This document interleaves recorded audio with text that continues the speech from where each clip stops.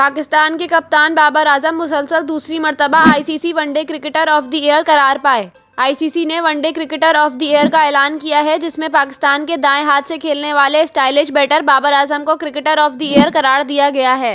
बाबर आजम ने 2022 में 9 एक रोज़ा मैचेस में 84.87 की औसत से 679 रन स्कोर किए, जिसमें 3 सेंचुरियां और 5 निस्फ सेंचुरियां भी शामिल थीं।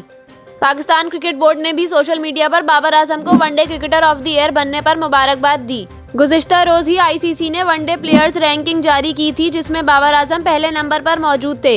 याद रहे कि गुज़िश्ता रोज आईसीसी ने T20 cricketers of the year का ऐलान भी किया था। भारत के Surya Kumar Yadav men's T20 cricketer of the year करार पाए थे, जबकि women's T20 cricketer of the year का एजाज ऑस्ट्रेलिया की ताहालिया मैकग्रा के नाम रहा।